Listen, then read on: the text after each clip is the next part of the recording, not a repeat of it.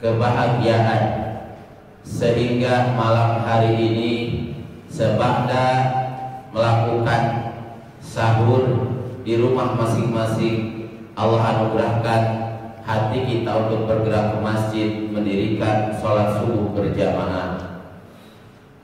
Tak lupa salawat dan salam mudah-mudahan senantiasa tercurah limpahkan kepada kedua kita, tauladan kita, yaitu baginda Nabi Muhammad sallallahu alaihi wasallam, kepada para keluarganya, para istri-istrinya, para sahabat-sahabatnya, dan mudah-mudahan sampai kepada kita selaku umatnya yang hingga detik ini insyaallah istiqomah terhadap risalah yang dibawakan oleh baginda Nabi Muhammad sallallahu alaihi wasallam.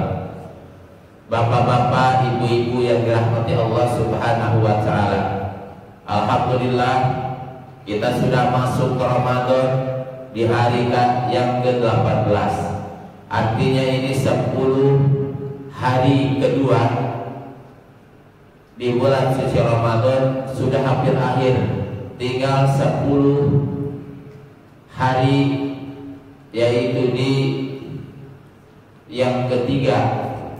Artinya kita diberikan oleh Allah Subhanahu wa taala di 10 hari terakhir. Mudah-mudahan amalan-amalan yang belum kita maksimalkan di 10 hari terakhir kita bisa maksimalkan dengan sebaik-baiknya. Para jamaah ikhwatu iman rahimahullah, di zaman hari ini seorang, yaitu ketika melihat TV atau melihat di medsos dalam HP-nya, tidak sedikit banyak di antara generasi-generasi saat ini ada yang suka pamer dan flexing terkait harta yang dia miliki. Ada yang flexing dengan jam Rolexnya yang mahal, harga miliaran. Ada yang pamer harga tas 5 miliar. Ada yang pamer mobil, yang mobil itu dari merek Lamborghini hingga merek kekinian Rubicon, sampai dengan yaitu sepeda motor Harley-nya, Moge-nya, dan lain sebagainya. Dan itu terang-terangan disampaikan, baik modelnya, harganya, bahkan perawatannya dan sebagainya, dan sengaja dijadikan konten. Ada di antara orang-orang yang Allah amanahkan jabatan, ketika dia menjabat maka ingin disebut yang dihormati, yang dimuliakan, sampai-sampai ada orang yang lupa mengucapkan itu ditegur. Hei, saya ini pejabat, tolong di awal pakai kata yang dihormati, yang dimuliakan. Ada juga sekarang itu jangan urusan dunia, perkara akhirat pun live di TikTok, sholat tarawih minta disawer. Setelah sebelumnya ada ibu-ibu 3 orang gantian, dari pagi jam 7 sampai jam 11 main di kubangan air, dibanyur-banyurin atau disiram kepalanya sambil minta kentrek di TikTok. Duhur lanjut kloter kedua, asar lanjut kloter ketiga. Si ibu bilang, daripada bertani lebih baik kayak gini, saya bisa dapat 3 juta.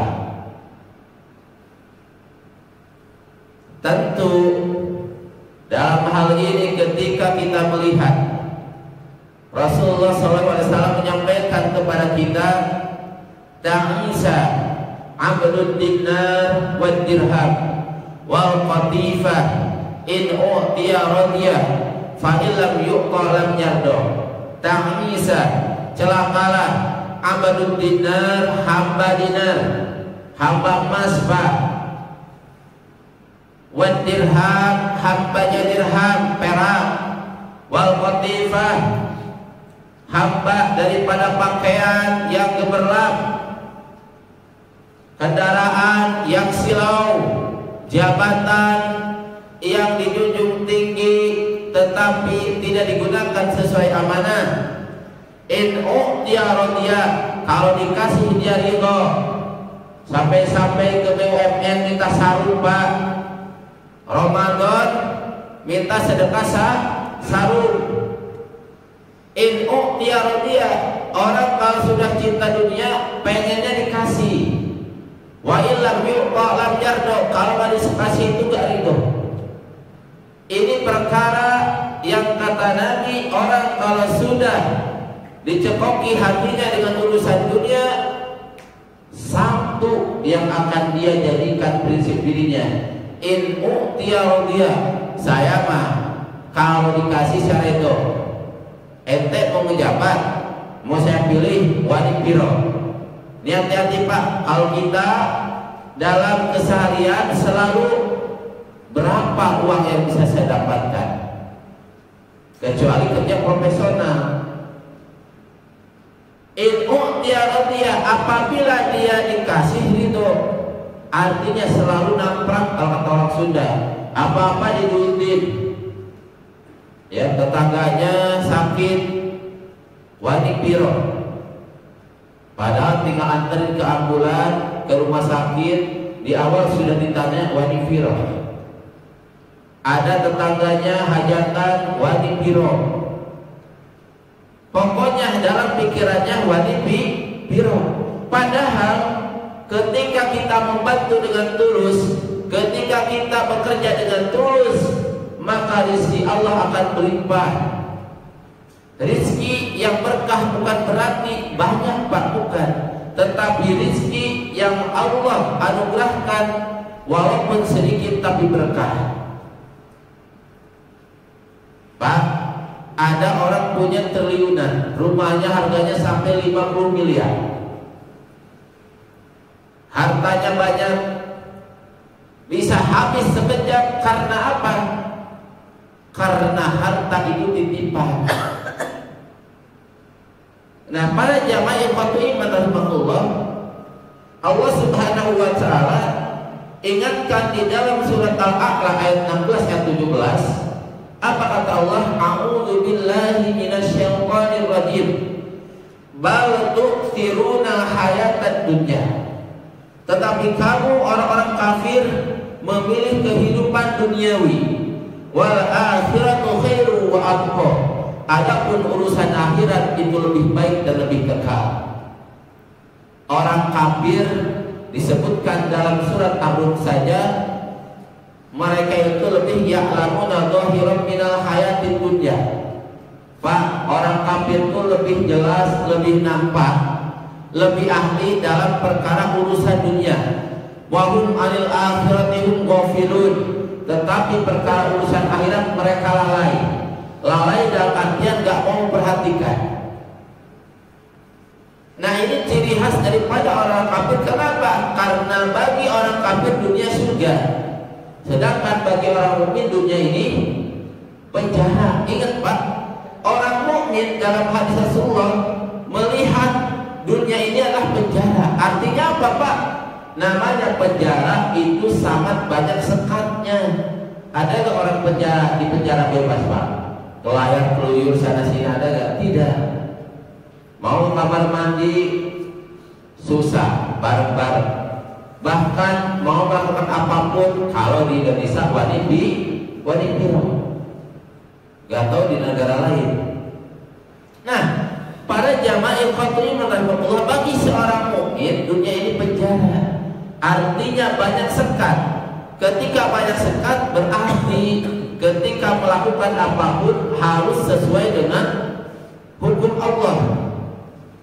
Nah, para jamaah ikhwatul iman rahimahullah, maka ketika seseorang dihinggapi dengan urusan dunia ini, ketika dia cinta berlebihan kepada dunia, ini penyakit yang sangat keras, penyakit yang sangat berbahaya.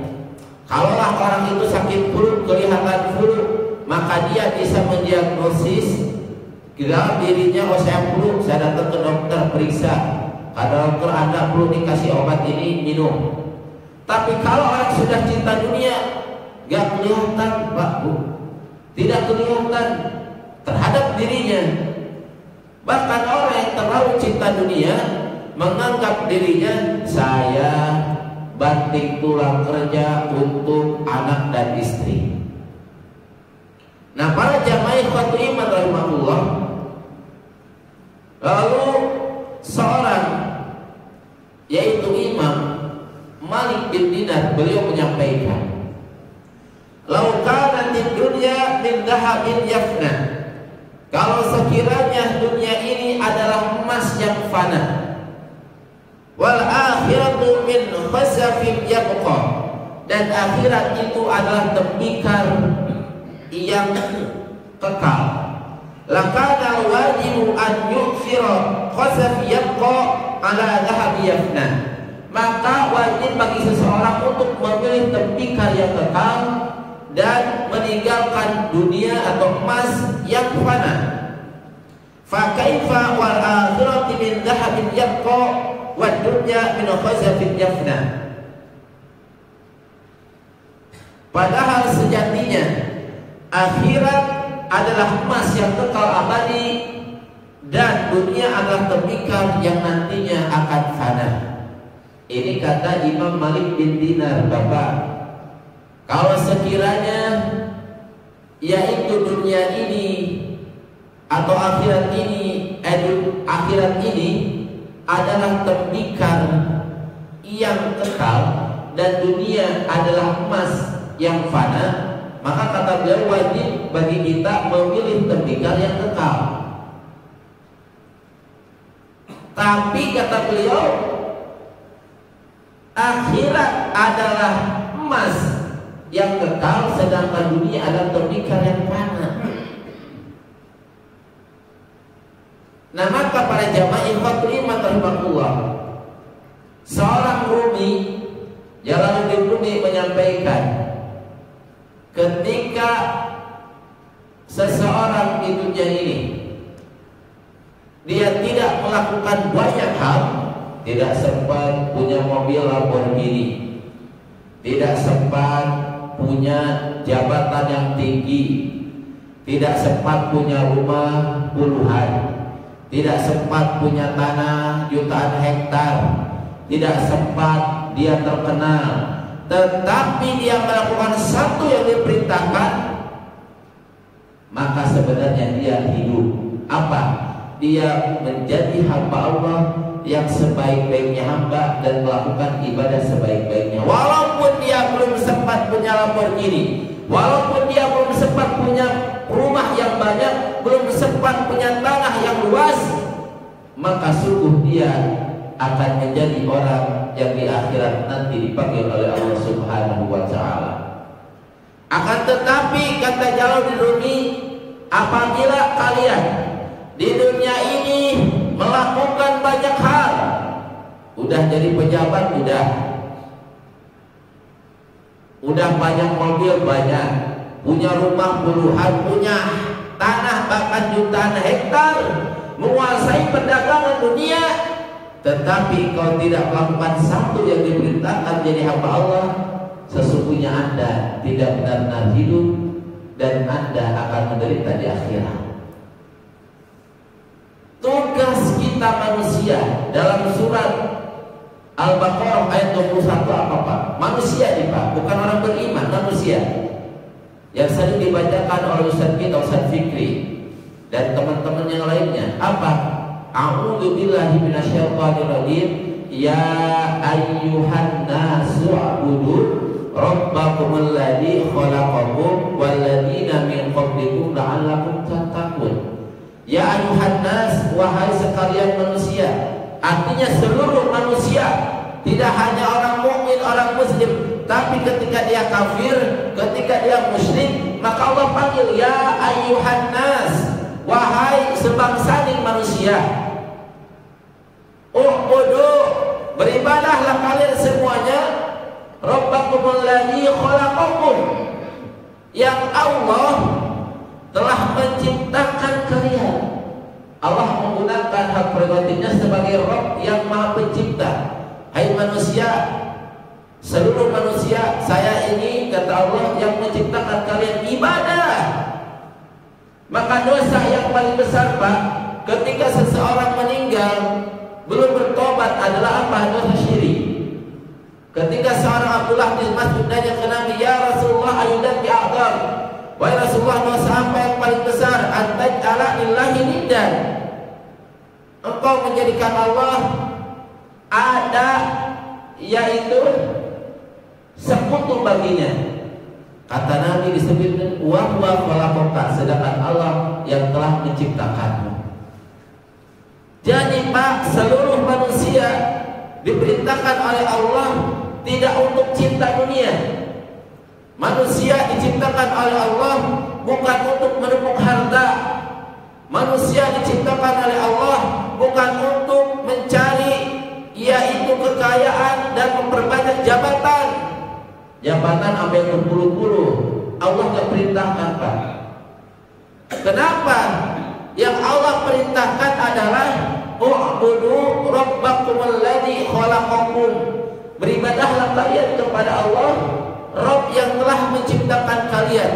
Walladzina min qablikum, ingat, dan orang sebelum kalian.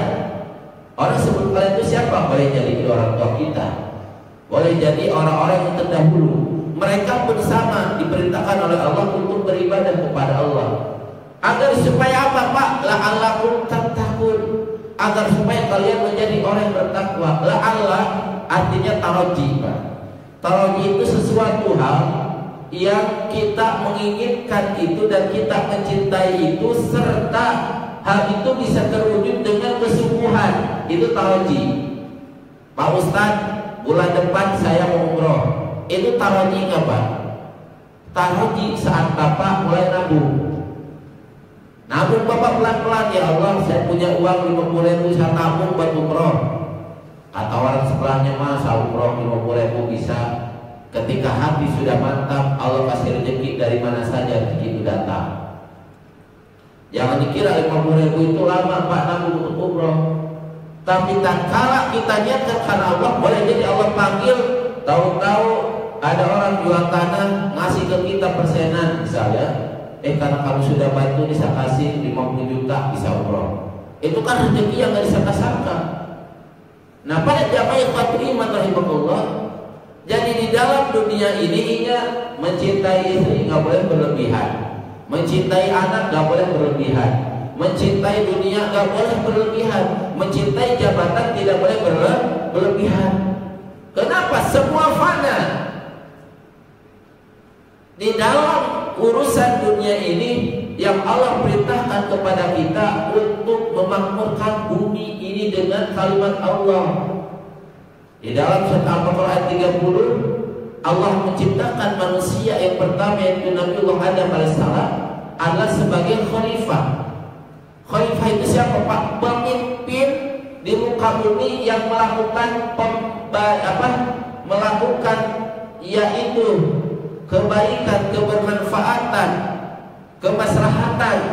Itu pemimpin, khalifah. Sistemnya namanya khilafah. Ada namanya seorang pemimpin, ada kepemimpinan. Ada manajer, ada manajemen. Artinya apa? Ada sistemnya, ada seorang pemimpinnya, ada RT-nya, ada juga bagaimana mengelola di RT tersebut. Maka para jamaah ikhwatul iman rahimahullah, kita di dunia bukan untuk mencintai dunia. Maka kata Nabi, pesan Nabi kepada kita, bahkun fit dunia. Manusia, jadilah engkau di dunia ini ka'annaka gharibun, seperti orang asing. Orang asing, Pak, dia pasti tinggal di sebuah negeri gak lama. Namanya asing. Saya tinggal cuma seminggu, Ustaz. Ngapain di sana? Ada kunjungan kerja seminggu. Ya Pak Haji Nanang, kalau saya lihat di medsosnya, lagi di rumah Pak Haji, lagi di luar kota seminggu. Artinya apa? Namanya orang asing gak mungkin tinggalnya bertahun-tahun. Papilon terbang ke negara A, ke negara B, ya gak mungkin bisa berbulan-bulan. Apa? Namanya orang asing itu hanya sebentar.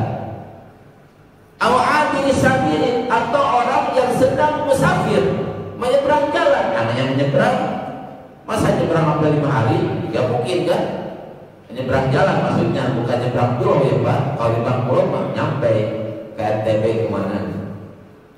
Maka Abdullah bin Umar sebagai seorang sahabat yang Rasulullah sampaikan diberikan gembira surga, beliau menyampaikan ketika mendengar hadis ini, idza amsayta fala tantadiri sabaha. Apabila Anda berada di sore hari, jangan menunda untuk berbuat amal kebaikan sampai datangnya pagi hari.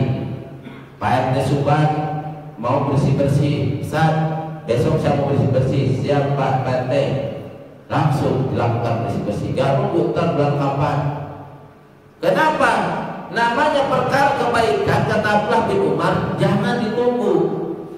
Sifatnya kebaikan itu disegerakan, itu utamanya. Sholat yang utama disegerakan Pak. Sedekah yang utama disegerakan. Jangan sampai Bapak punya niat aja sedekah, Pak Ustaz, niat aja udah dicatat sama Allah satu kebaikan, saya aja niat terus saya Ustaz, insya Allah saya nyumbang 5 ayat buat masjid, tiap hari nyumbangin itu, tapi udah 5 tahun nggak nyumbang. Lebih baik orang nyumbang 500.000, 100.000, 50.000 masuk ikut rombak, tapi langsung itu lebih baik. Maka kata Nabi sabaqat dirhamun mi'atu alfi dirhamin, telah mendahului uang 1 dirham terhadap 100.000 dirham. 1 dirham itu 70.000 Pak. Kata Subhan 70.000 masukin ke keropak, itu bisa mendahului uang 700 juta. Kata Subhan, kenapa?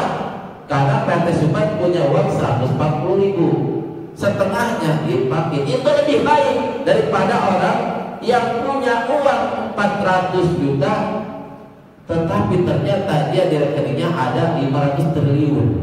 Apa gunanya uang 400 juta bagi dia itu sangat kecil, tetapi bagi Pak Subhan cuma 70.000 diinfakir, dan itu 50% dari apa yang dia punya. Nah, para jamaah ikhwan iman rahimahullah, maka kata Abdullah bin Umar, jangan ditunggu-tunggu. Wa idza asbahta fala tantadil masa, apabila kita berada di pagi hari sholat duha, tarsok, dia kata orang Betawi. Tom, lu kenapa gak sholat duha? Ntar aja dah jam 11, kan paling outdoornya udah jam 11. Tom, lu kenapa gak sholat duha? Talah, nunggu duhur. Nah, duhur. Kadang apa? Tarsok akhirnya enggak. Kalau udah bilang nanti sama dengan enggak bakal. Makanya orang tua dulu ngerjain sesuatu itu segera Pak. Nenek saya mau kurban itu nabung Pak tiap hari 100 perak nabung sampai mohon maaf Pak terkumpul beli dompetnya gede. Domba itu harganya kalau sekarang tuh 7 juta. Nenek saya dulu dompetnya itu yang gagal, taduknya kayak gitu. Saya bingung orang di kampung tuh kalau mereka sulit, tapi kalau mau kurban yang paling abdol Pak. Kalau di kita kadang mohon maaf, bapak saya datang ke sini ya beberapa tahun lalu untuk menjadi menyembelih gitu ya di sini di Ceker. Bapak Samir kalau Bekasi kalau kurban baru belanja. Lah Pak, kenapa? Masa itu kambing berusia 5 bulan udah dipotong gitu kan? Harusnya orang kurban yang paling abdol. Kenapa abdolnya itu ketika hewan sudah berusia sesuai tuntunan sunnah? Dombanya, kambingnya, sapinya. Makanya jangan sampai urusan dunia beli Lamborghini, pas giliran kurban beli sapi aja kurus. Malah mau berkurban tuh yang cakep Pak, yang gede, yang gagah, sehingga kalau lewat itu hewan orang itu merasa Masya Allah bagus. Kenapa? Ini kan yang namanya Qabil dan Habil itu kan gara-gara kurban kan. Yang satu kurbannya ngasih sayur mayur, buah-buahan. Yang satu karena Pak ini kurban kasih binatang terbaik yang diterima oleh Allah, yang ngasih binatang terbaik, namanya kurban. Lah kurban sayuran atau sebagainya kan biasanya apa Pak? Nggak ada. Nah, pada jamaah ikhwatul rahimahullah, maka perkara-perkara urusan akhirat ketika kita nyumbang yang terbaik maka itu afdal. Bagi orang yang punya pendapatannya misalkan 100%-nya 1 juta, dia infak 500 terbaik itu Pak. Ada orang yang penghasilannya itu 500 miliar, infaknya itu jangan ratusan juta. 500 miliar infakin 5M, itu baru berapa Pak? 1% ya. Nantinya apa? Seseorang itu untuk berinfak sesuai dengan kemampuan dia. Maka para jamaah yang rahimahullah, Abdullah bin Umar pun menyampaikan, ketika beliau menyampaikan wa idza asfalta faratan tadil masa kun si hakika lisakonika. Pak, ambil di kesempatan di waktu kita, Allah berikan waktu sehat lisakonika sebelum datangnya aku sakit. Pak, kalau tanya Pak Dokter Budi di rumah sakit, ya Allah, Bapak datanglah, gak usah tiap bulan, cukup 2 bulan sekali ke rumah sakit aja Pak. Itu ada orang kena A, kena B, kena C, mau makan apa dokter udah biasa, operasi dan sebagainya. Tapi kalau Pak RT Subhan datang ke rumah sakit, seminggu gak akan makan. Kenapa? Ya Allah, lihat operasi ini, operasi itu dan sebagainya. Kata Abdullah bin Umar pun min sihatika bisa komika, ambil masa hidupmu, beramal soleh sebanyak-banyaknya, ambil bekal sebanyak-banyaknya. Kalau bisa Pak, tinggal keluarga itu harta yang berkah. Itu perintah Quran surat An-Nisa 9. Jangan sampai kita gak punya kemauan. Kenapa gak kerja?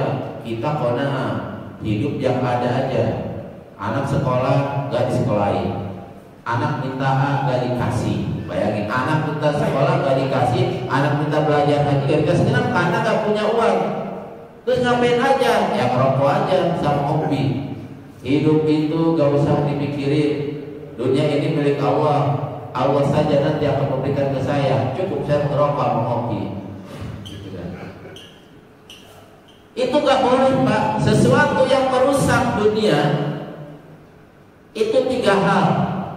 Pertama adalah yang disebut dengan, yang pertama nih Pak, disebut kata para ulama yang bisa merusak adalah adanya al-farad, nganggur. Al-farad itu pengangguran di bahaya, merusak dunia. Jangan akhirat, dunia aja bisa dirusak sama orang nganggur. Bapak di Jepang kira-kira usia asyaikh wa syaikhah itu berapa persen Pak? Pak RT Subhan tahu gak di Jepang? Orang harapan hidup seorang lansia itu kurang lebih jumlahnya ada 36 juta. Mungkin total 40% daripada orang Jepang yang ada. Pak Subhan 36 juta. Tidak sedikit orang usia 100 tahun tidak dikasih emas. Banyak Bapak Iwan di Jepang. Harapan hidupnya tinggi. Kenapa? Karena budaya mereka menjaga semuanya Pak, makanan, olahraganya rajin, disiplin di rumahnya dan sebagainya. Itu 36 juta. Tapi yang lahir dikit, yang punya cucu dikit, gak sedikit rumah akhirnya diambil oleh pemerintah. Kenapa? Udah gak ada yang terusin. Pak, orang pemerintah Jepang itu khawatir beri. Namanya udah lanjut usia, berarti dalam aspek produktif kerja akan menurun. Usia udah 70 lebih, usia udah 80, 90, 100, kira-kira akan bingung gak Bapak Ibu? Akan bingung. Kenapa? Apalagi di sana konsep birrul walidain itu tidak ada. Pak, di Jepang gak ada konsep birrul walidain. Eropa apalagi, orang udah tua di panti asuhan aja Pak, panti jompo. Kenapa? Karena bagi mereka, ya kan dunia ini tuh bekerja. Nah, kalau ada orang tua yang repotin, ya kasih aja ke panti asuhan, ke panti jompo. Kalau di Islam negara muslim manapun, orang tua dijunjung tinggi pas sama anak-anaknya, diperintahkan oleh Allah. Kenapa? Karena birrul walidain yang bisa memasukkan seorang anak ke dalam surga. Di Jepang bahkan ada menteri yang nyuruh orang-orang udah tua yang ngerepotin negara, udah mati aja bunuh diri. Jepang Pak. Maka kata Nabi tadi, ingat kata Abdullah bin Umar, khudh min sihatika lisaqomika, ingat waktu sehatmu untuk beramal soleh yang banyak, lisaqomika sebenarnya waktu sakit. Bapak ketika sakit, kira-kira keluarga kita senang gak merawat kita? Pak, ketika kita sakit, keluarga kita, istri kita, anak kita, semuanya senang gak merawat kita? Itu pertanyaan bagi kita. Maka ketika kita melihat hal itu, dari sekarang ketika saya melakukan banyak kebaikan, doain tuh istri kita, anak kita, doain kaum kerabat kita, kedua orang tua kita udah jelas, doain sebanyak-banyaknya. Kenapa? Lagi kita sehat, doain. Yang kedua, tolong ditarget, Pak. Saya ingin mengurahi bapak ibu, atau saya ingin berbuat pada bapak ibu. Kalau bisa bulanan saya kasih sekian, saya kasih istri saya. Jangan jadiin beban punya istri. Ya Allah, udah saya kasih 1 juta, minta lagi. Aturan kasih 5 juta. Biar apa? Rezekinya apa? Bapak Rasul itu paling sayang kepada istri dan anaknya. Khairukum li ahli, sebaik-baiknya kalian adalah orang terbaik kepada keluarganya. Wa ana khairukum li ahli, dan saya orang terbaik kepada keluarga. Jadi kalau bapak semangat cari nafkah untuk membahagiakan istri dan anak, yakin Pak dimudahkan oleh Allah Subhanahu wa taala. Jadi mumpung kita sehat, Pak, ingat waktu sakit, kalau kita sakit, orang terdekat kita akan senang gak merawat kita? Kalau ingat itu Bapak tobat, Pak, saya mau benar-benar ibadah kepada Allah, dan saya akan benar-benar memberikan yang terbaik untuk istri dan anak-anak saya. Dosa, Pak. Ibnu Qayyim al-Jauziyah menyampaikan ketika anak punya potensi besar untuk menjadi berhasil, anak memiliki potensi besar untuk sukses urusan dunia dan akhiratnya, lantas kita sia-siakan, dosa, Pak. Rokok kepul aja bisa, ngopi ngetrek aja, motor mobil ngetrek, pesawat ngetrek, tapi urusan anak gak dipikirin, dosa, Pak. Kata Ibnu Qayyim al-Jauziyah, Ustaz jangan sentimen itu. Enggak, kata Ibnu Qayyim, kalau saya nggak pernah sentimen, Mas Uji itu tahu saya nggak pernah sentimen. Kenapa? Kata Ibnu Qayyim al-Jauziyah, ketika anakmu, istrimu, semua keluarga yang ada dalam penanggung kita punya potensi untuk menjadi orang yang terbaik, lalu kita sia-siakan, dosa, Pak. Jadi lakukan yang terbaik waktu kita sehat. Siapa? Kalau istri kita baikin, Pak. Anak kita baikin dia, doa setiap hari, ngasih apa yang terbaik daripada kita ke mereka. Yakin kalau kita sakit pun mereka paling duluan, Pak. Jadi yang namanya kehidupan di dunia ini, ingat apa peran kita? Ibadah. Ibadah itu ada yang mahdoh langsung kepada Allah, ada yang boleh mahdoh. Jangan isuk jeda ada pikan ka sore jedul di sore jedul dan pikan ka isuk jeda di online aja 24 jam. Bapak PRT amanin nih, kalau ada giponen di sini amanin. Itu saya pernah lihat lewat Peninsula 24 jam anak kecil, Pak, usia SD sampai yang udah tua juga ada, sampai pemuda 24 jam PRT. Kalau PRT kerja 24 jam sanggup gak? Yakin gak sanggup kan kita, termasuk saya. Lah orang main game online 24 jam sanggup. Gini, Pak, marah emosi dipukul itu komputernya, rusak lari dia. Bahkan gak sedikit kan namanya game online, main judi, Pak.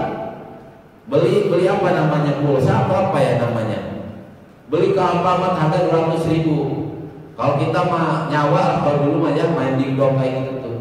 Itu 24 jam sanggup, Pak, anak-anak kita. Dunia gak dipikirin, boro-boro di akhirat. Nah, Bapak, di waktu kita sehat, ingat kalau saya sakit, kira-kira orang terdekat saya bakal mau ke rawat saya. Maka kalau itu Bapak ingat, namanya istri kalau udah bilang, Pak, kontrakan kayaknya nyesek gitu ya, yang masih kontrak PRT. Kalau yang gak kontrak atau udah punya sendiri, Pak, gimana anak kita biar pesantren, seret kan gitu, Pak, seret banget kayak gitu. Ketika kita mau anak tuh udah mau pengen nikah gitu ya, Pak, sampai nikah seret. Kalau orang Betawi jangan dulu Pak Wid apa, nah jual tanah sepetak tuh beres. Orang Betawi jangan dulu, sekarang udah nggak bisa, tanahnya udah habis, baik aja. Lah sekarang kalau anak minta nikah, kira-kira perasaan bapak gimana? Kalau masih seret, berarti ya Allah ada yang kurang di saya apa? Saya belum menyiapkan uang biaya untuk anak-anak saya. Dari sekarang dipikirin Pak. Jangan sampai warga kita punya potensi baik kita lalaikan. Kenapa? Karena kita cenderung memperhatikan urusan dunia, ngopi, ngerokok, ngeplus gitu ya. Tapi ketika urusan keluarga, anak punya potensi, kadang kita tidak pikirkan. Itu Ibnu Qayyim al-Jauziyah menyampaikan dosa. Makanya gak sedikit di antara kita menyekolahkan anak di universitas terbaik. Kenapa? Supaya anak kita punya modal Pak. Jangan sampai nyekolahin itu yang asal-asalan, jangan sampai. Pak, saya nyekolahkan anak ke UI, bagus. Di sana orang-orang cerdas ngumpul. Pak, saya nyokolahin anak saya ke Amerika, tapi jurusannya itu insya Allah aman. Di sana juga banyak komunitas muslim, bagus. Pak, saya nyekolahin anak ke penerbangan A, B, C, biar apa nanti dia masa depannya juga baik dalam perihal dunia. Insya Allah Pak akhirat juga saya didik, bagus Pak. Jangan sampai kita kata ulama tadi al-farad, anak kita nganggur. Orang tua udah sepuh masih minta-minta. Yang berikutnya itu Pak, habis itu anak ditanya, lo mau ngapain toh? Gak punya keinginan, udah mati. Orang tua udah capek, anak itu ternyata nganggur, ditambah dia suka minta-minta. Satu lagi anak itu ditanya, lo mau ngapain toh? Gua mau gini aja deh, ngopi ngerokok. Nah ini dilarang oleh para ulama. Orang itu kalau sudah pengangguran, kalau sudah asyabab, ngerasa dirinya masih muda dan bebas mengikuti hawa nafsunya, serta dia tidak punya keinginan baik urusan dunianya ataupun akhiratnya, hancur Pak dunia Pak. Makanya di Indonesia, mohon maaf, walaupun kondisi kurang, anak harus banyak. Saya tahunya, saya Ustaz masih kontrak anak mas 10, bagus. Tapi harus punya mindset, saya berkembang Ustaz, saya orang tua gak mungkin gini aja apa? Saya kerja, cari nafkah yang terbaik. Saya pun berpikir terus-terusan untuk nambah ilmu. Kenapa? Butuh anak-anak saya itu masa depannya lebih baik. Jangan banyak anak, tapi ternyata urusan dunia gak diperhatiin, akhirat apalagi. Nah jadi bapak-bapak yang beriman rahimahullah, yang satu lagi kata Abdullah bin Umar, ingat, wa min hayatika, ingat ente masih dikasih hidup sama Allah, di mautika sebelum datangnya waktu mati. Nah ini perkara-perkara urusan ketika di dunia, supaya kita gak dunia berlebihan. Ingat, peran kita di dunia ibadah kepada Allah, memperbanyak amal soleh.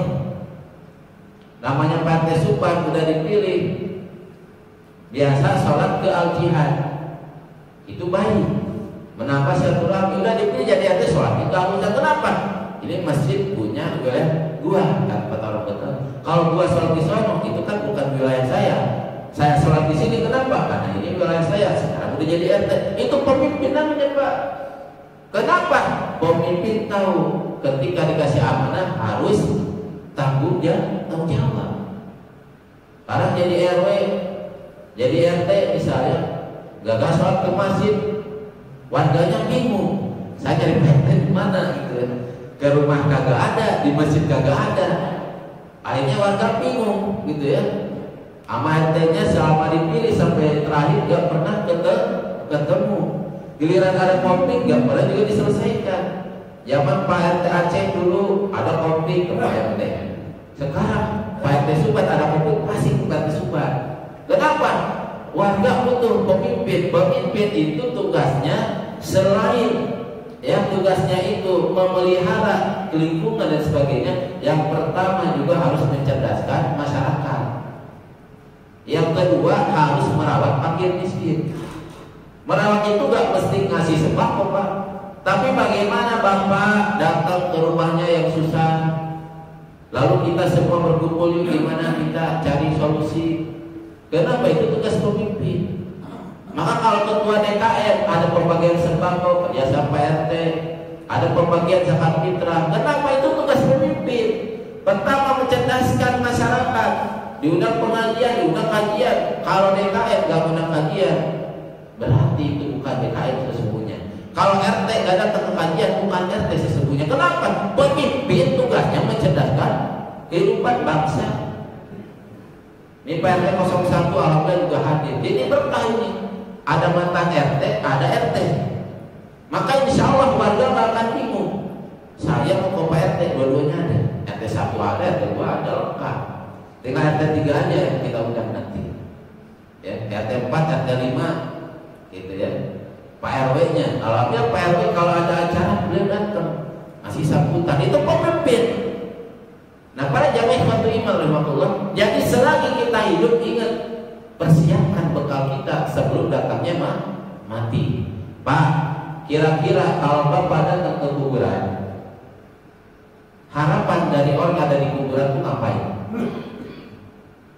Ya Allah, hidup antara 1 detik saya ke dunia, saya akan bersedekah dan saya akan menjadi orang-orang yang soleh. Pak, mereka pingin yang ada dalam kubur, Allah hidupkan sedetik aja ke dunia, ingin apa? Pertama ingin bersedekah, yang kedua ingin menjadi orang yang soleh. Jadi bapak sekarang lagi di dunia, ibu lagi di dunia. Lakukan apa? Pertama sedekah, yang kedua amal soleh. Pak, sedekah itu jangan berat-berat. Bapak punya ping di rumah, bagi ke tetangga. Punya sop kaki kambing, Pak, banyakin airnya. Ida tobah tamarqatan fata'ahad jiranaha fa'akhir ma'aha wa ta'ahad jiranaha. Apabila Anda masak kuah ya kaki kambing atau sop buntutnya setengah, mungkin cuma ada 500 gram atau setengah kilo, tapi airnya 2 ember. Itu sunnah, Pak, jangan ketawa, itu sunnah. Airnya dibanyakin, bagi ke tetangga. Masak misalkan gabus pucuknya 4, pasti airnya 2 ember. Lah saya kalau makan gabus pucuk, airnya panjenengan, airnya saya ini itu. Pucuknya kapan? Pucuknya cuma setengah sendok. Kenapa? Karena airnya aja sudah enak. Itu sunnah Nabi, Pak, bagi ke tetangga. Nah, maka ketika hidup kita melakukan kebaikan-kebaikan, bersedekah dari apa yang kita punya, apapun itu, maka nanti ketika Allah kasih rezeki nambah, yang dipikir bukan invest terus.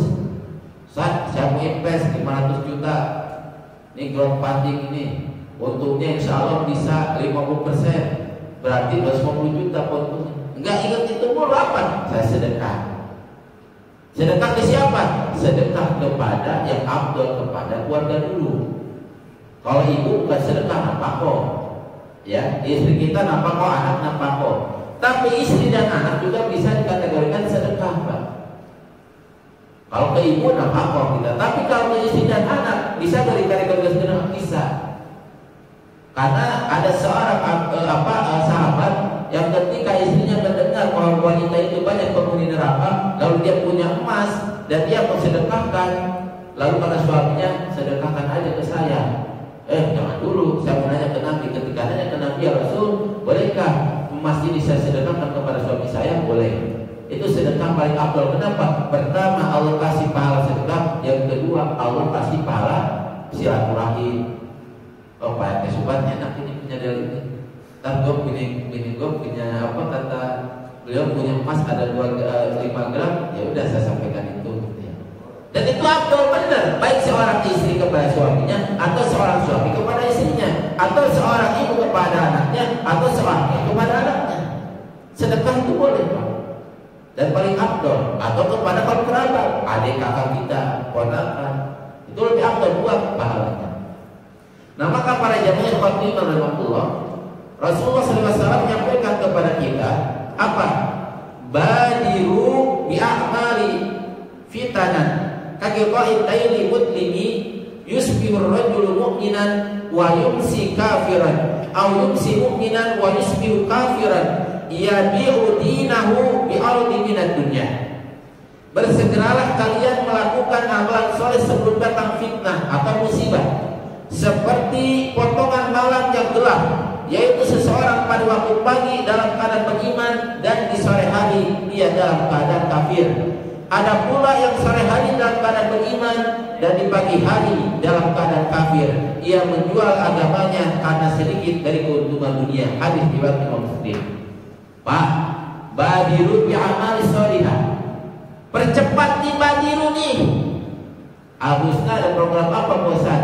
Ada program yaitu satu anak yatim 2 lansia di Masjid Aluna sampai ke NTT Nusa Tenggara Timur. Sudah saya 400.000, bagus. Kenapa 400.000? Di sini ada paket miskin bosan banyak saya Pak. Itu badiru bi amali sholihah. Dan itu harta kita sesungguhnya. Karena saat kita mati, Bapak kita mati di akhirat, kira-kira yang diingat oleh orang ketika dikubur apa? Pak, kita mati yang kubur setelah Allah kasih pertanyaan malaikatnya dan kita berhasil menjawab atas izin Allah selamat dikubur. Yang diminta pertama oleh orang yang ahli kubur yang selamat itu apa? PRT. Pertama, ya Allah cepetin kiamat. Itu mintanya. Cepetin kiamat. Ini hadis Al-Barra ya, bin Azib. Cepetin kiamat. Ngapain si PT? Orang di kubur itu yang selamat daripada yaitu pertanyaan kubur minta cepat kiamat. Buat apa si PT? 2 yang dia ingin. Pertama, dia ingin ketemu dengan keluarganya. Kalau istri kita udah meninggal, Allah berikan keberkahan, dia selamat.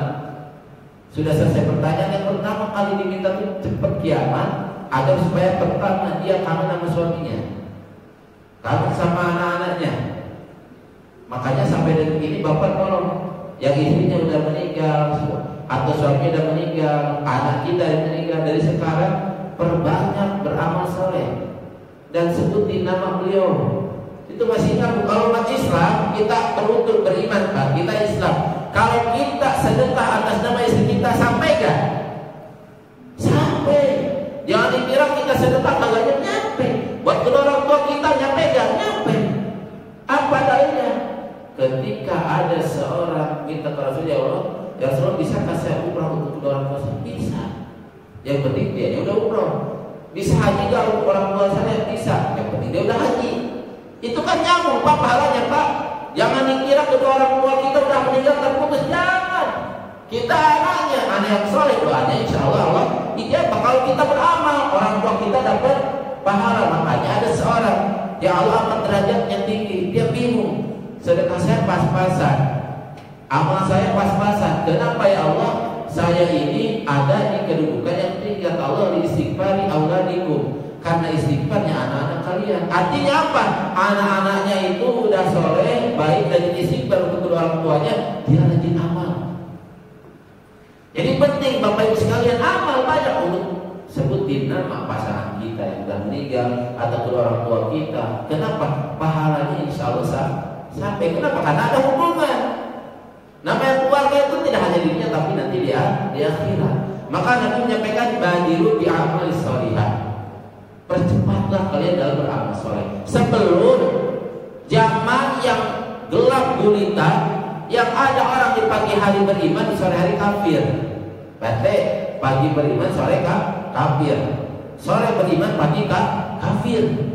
Mereka menukarkan agamanya dengan perkara dunia yang sedikit. Pak, kira-kira sekarang orang berani gak nipu agar supaya dapat dunia?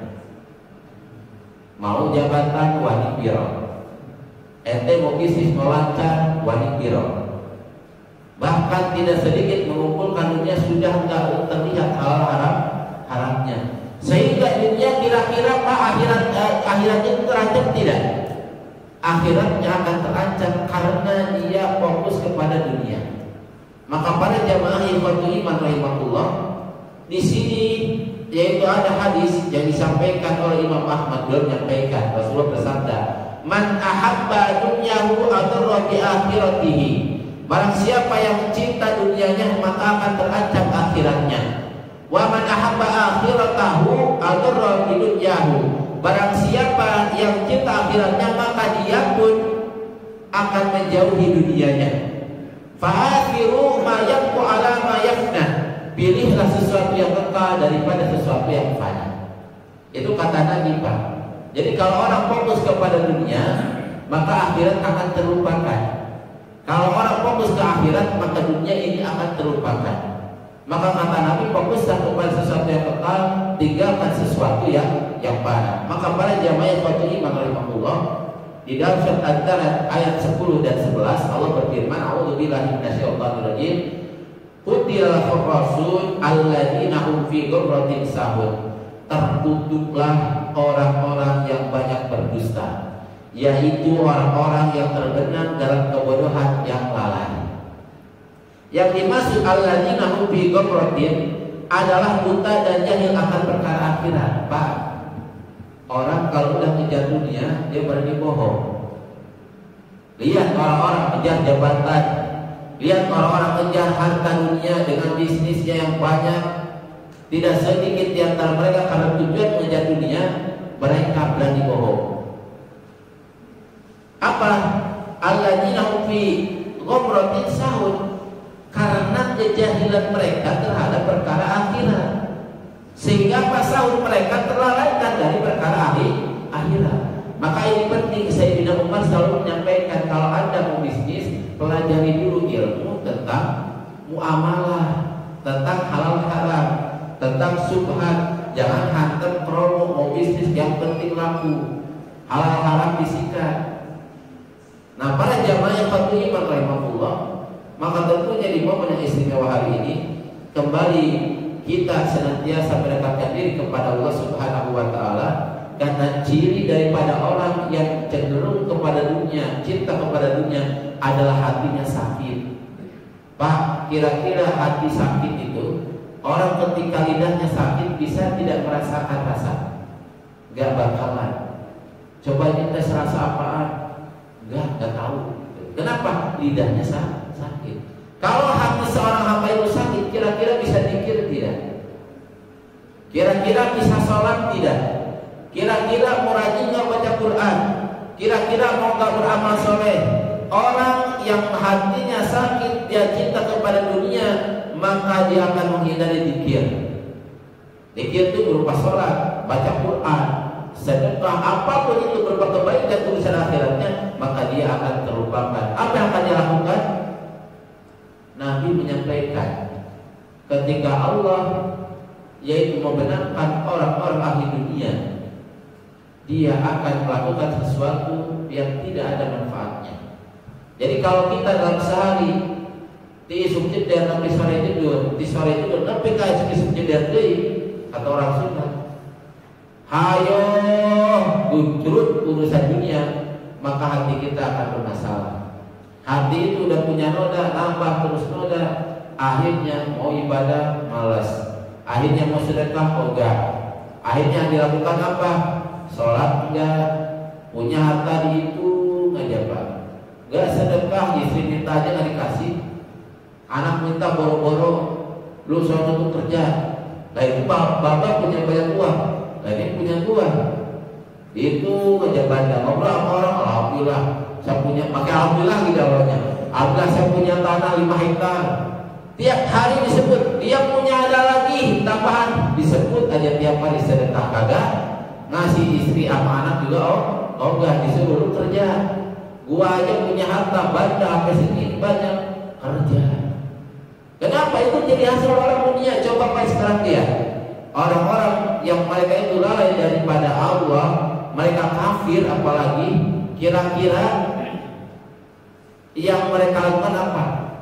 Itu kekayaannya, Pak. Kalau di Eropa, di Barat, di Amerika, ada majalah khusus itu kekayaan orang, majalah Forbes. Jadi kalau Bapak baca majalah Forbes, itu tiap hari ada urutan orang terkaya di dunia, dan itu tuh berganti Pak, terus naik turun gitu kan. Orang-orang yang ketika dia cenderung kepada dunia lebih fokus untuk menghitung-hitung, sehingga ngerinya punya penyakit cinta dunia berlebihan, itu dia menghalalkan segala cara, bahkan membunuh orang sekalipun. Ada negara adidaya,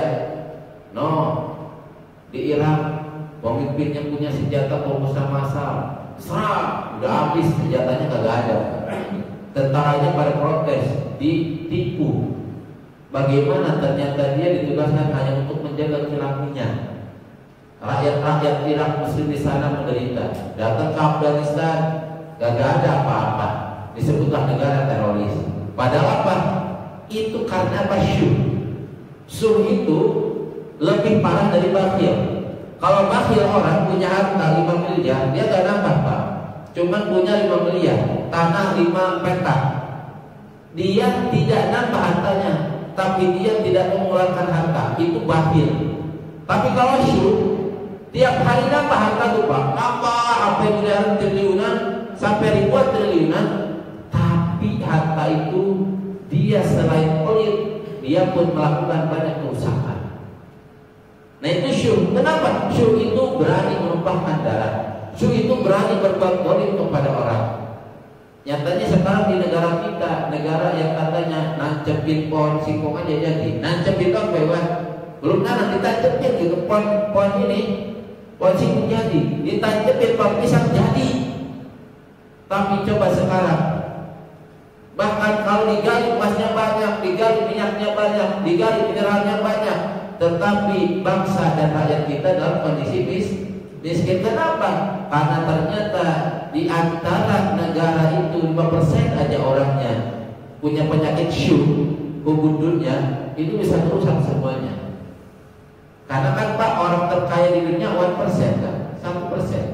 Dan itu memang dalilnya di dalam Quran, di hadis.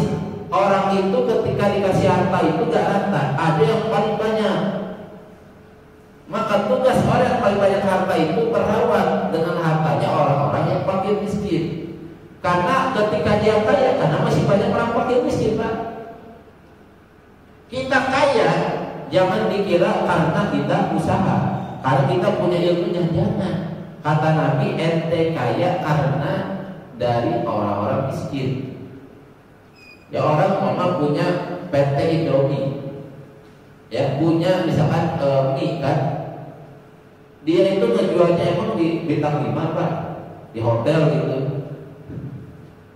Pak, jualan mie, kira-kira dia bisa menjadi orang terkaya di Indonesia itu jualannya di hotel bintang 5 atau di masyarakat umum?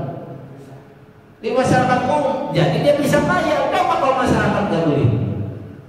Di Senegal atau Nigeria kalau nggak salah, hampir 80% orang sana itu senang kepada Indomie. 80%. Jadi dia kaya karena orang-orang miskin. Nah kita pun kaya karena orang-orang miskin. Hati-hati Pak, jangan sampai bilang gua kaya karena ilmu saya cerdas. Ya, saya paham financial freedom, bebas, yaitu punya uang yang banyak. Jangan. Kalau ente jualan gak ada membeli, selesai. Gitu. Maka pada zaman yang khatimah rahimahullah, di ceramah yang singkat ini saya menyampaikan bahwa pentingnya kita kembali meralat apa yang menjadi niat kita. Karena kata Nabi, innamal a'malu binniyat, sesungguhnya amal itu bergantung daripada niatnya. Wa innamal likulli imri'in ma nawa, seseorang itu tergantung dari apa yang dia niatkan.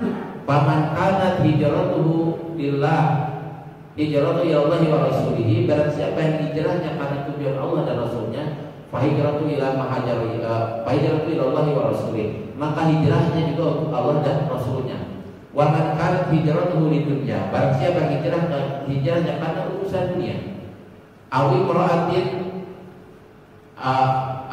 wa man kanat hijratuhu dunya yusibuha, barang siapa hijrahnya karena dunia yang ingin dia peroleh, awil ra'atin yang kiwa, atau karena perempuan yang ingin dinikahi, hijratuhu ila ma hajara ilaihi, maka dia tidak mendapatkan daripada hijrahnya kecuali apa yang dia inginkan saja. Dan maka mulai dari ini, mari kita luruskan niat kita. Hidup di dunia, ingat niat kita untuk ibadah. Maka tatkala dengar ocehan atau omelan isi kita, yang ada hanya senyum dan keindahan. Ya Allah, istri saya ngomel, berarti saya gak perlu olahraga hari ini. Kenapa? Jatuh malah deg-degan. Ketika anak rewel, ya Allah, alhamdulillah hari ini sabar saya nambah. Kenapa? Saya tahan anak saya rewel. Yang berikutnya, ketika istri lagi baik, alhamdulillah ya Allah, biasa, cantik dan soleha. Kenapa? Baik ke saya.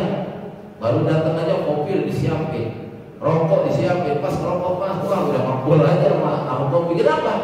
Suaminya pulang kerja, baju 5M. Wah, udah istri itu mau apa kayak silahkan mas gitu ya. Kenapa? Karena istri kita senang kepada kita. Ketika istri kita baik, kita bersyukur. Ketika istri kita lagi ngomel, ya kita dengarkan, dan itu juga pahala gratis lagi Pak. Bahkan kalau istri lagi senang buat kemana-mana kan pakai uang. Kalau istri kita ngomel, nah kita dapat pahala tapi gak buat apa-apa Pak. Itu pentingnya. Sebagaimana ada orang yang menegur kita, berkata buruk kepada kita, nggak usah marah. Kenapa? Kita dapat pahala. Nah maka para jamaah yang khatiman rahimahullah, ini yang Rasulullah sampaikan kepada kita, hijrah niatnya karena Allah. Karena ketika niatnya karena Allah dan Rasulnya, Allah dan Rasulnya apa ingat ya?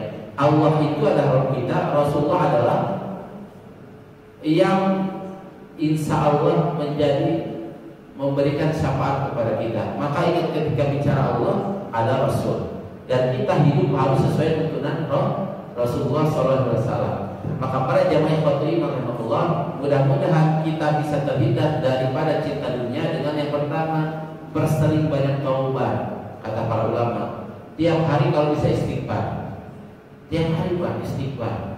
Pokoknya lagi ngelatih Pak RT, lagi ngelatih bola, astagfirullahaladzim, itu rezekinya ditambah.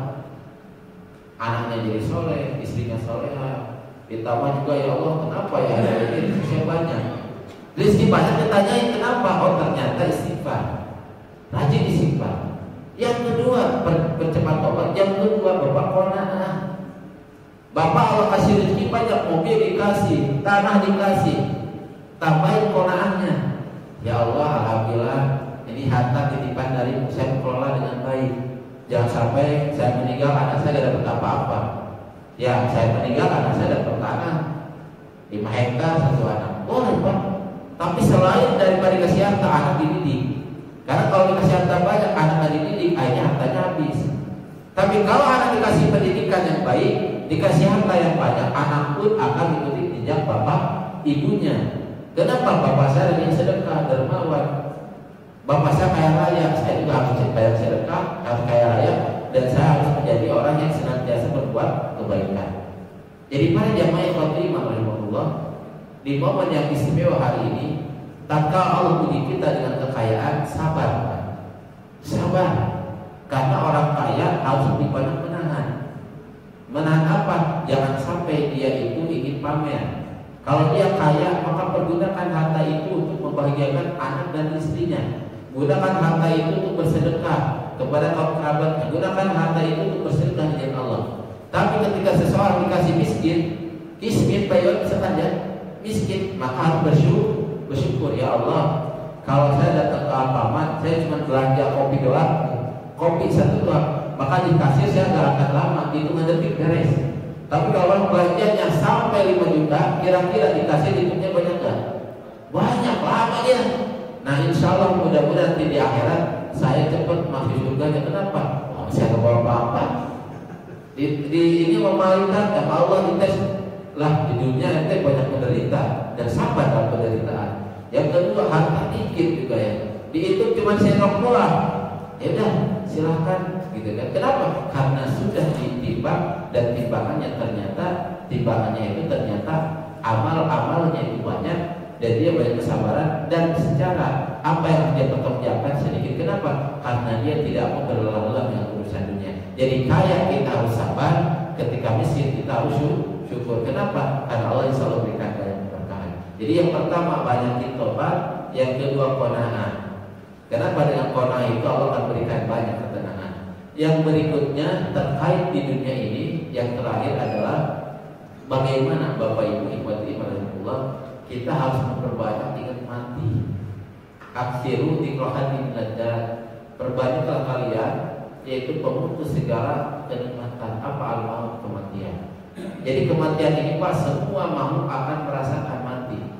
Dan ketika dia mati, dia akan masuk ke alam barzakh, ke alam kubur. Orang-orang kafir tidak percaya, masa tulang belulang udah hancur bisa dihidupin lagi? Ya bisa. Karena kita beriman kepada Al-Quran. Al-Quran Allah yang turunkan. Orang-orang kafir tidak percaya sama Al-Quran. Percaya apa? Harus diteliti dulu. Katanya sekarang gini, kalau Anda benar-benar meyakini segala itu harus konkret, harus namanya empiris, ya, coba ente mati. Kenapa? Namanya mati itu kan ada kehidupan setelahnya atau tidak. Kalau ente percaya kalau setelah ente ada empiris, adanya pengalaman, ya udah mati dulu. Udah mati, coba lihat di sana ada apaan. Kalau kita gak usah bukti, ketika Al-Quran menyampaikan dan itu adalah kalam qat'i, kalam yang kuat dari Allah, yakin kita. Habis meninggal itu adalah kubur. Kalau nggak percaya, mati dulu aja. Itu di Quran ditantang orang kafir. Yang berikutnya, kalau Anda nggak percaya dunia ini fana, akhir itu kekal. Kalau ada malaikat maut datang, tahan. Malaikat itu jangan sini dulu. Anda jangan di sini. Siapa yang hidup di 1000 tahun? Nyatanya dua hal itu maka bisa dilakukan oleh orang-orang di dunia ini. Yang katanya negeri superpower sekalipun Amerika, Cina dan sebagainya, itu gak mampu mereka menghentikan kapan mereka mati. Gak bisa juga mereka melakukan bagaimana dia bisa hidup 1000 tahun. Jadi pertanyaannya itu aja. Kalau Anda gak percaya setelah kehidupan, mati duluan, cek gitu ya. Dan kalau Anda merasa bahwa Anda itu berkuasa di dunia, coba hidup aja Anda 200 tahun aja. Kalau mampu berarti Anda cerdas.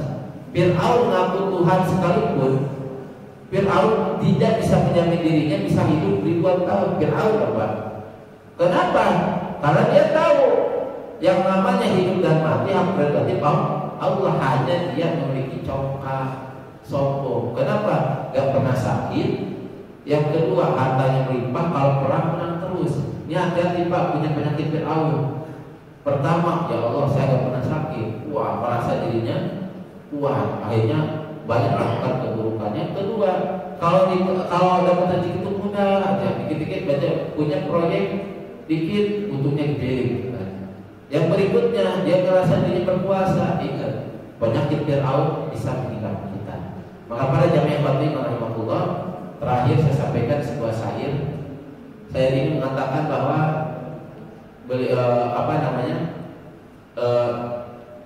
sangat singkat tetapi padat. Saya ingin mengatakan nasiru ilal ajali min kulli lahdatin.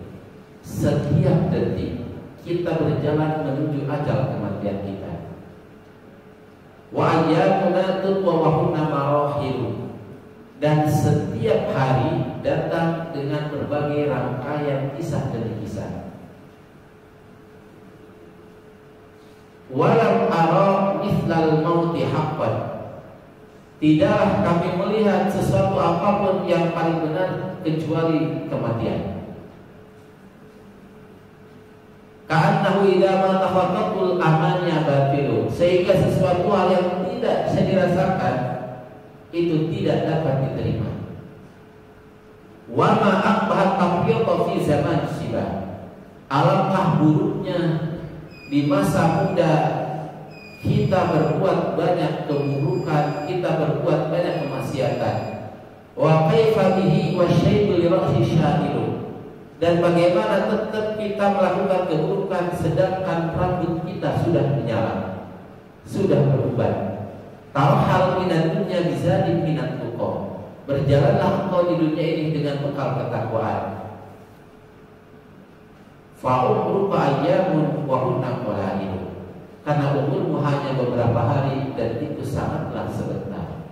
Ini syair yang ingin disampaikan ke kita bahwa hidup di dunia tidak lama, kita pun akan dipertanggungjawabkan nanti di akhirat, dan Allah akan bertanya satu demi satu kenikmatan yang diberikan kepada kita. Barakallahu li wa lakum fil Qur'anil Karim wa nafa'ani wa iyyakum bima fihi min ayati wa dzikril hakim wa taqabbal minna wa minkum tilawahu innahu huwal ghafurur rahim. Itu saja yang bisa kami sampaikan. Mudah-mudahan Allah menghindarkan kita dari hubud dunia. Hubud dunia adalah cinta dunia. Yang kedua juga wa karahiyatul maut. Allah menjauhkan kita daripada takut mati karena kita cenderung dengan urusan-urusan dunia. Terima kasih banyak. Saya akhiri dengan wabillahi taufiq wal hidayah wa ridha wal inayah. Kita tutup dengan subhanakallahumma wa bihamdika asyhadu an la ilaha illa anta astaghfiruka wa atubu ilaika. Wassalamualaikum warahmatullahi wabarakatuh.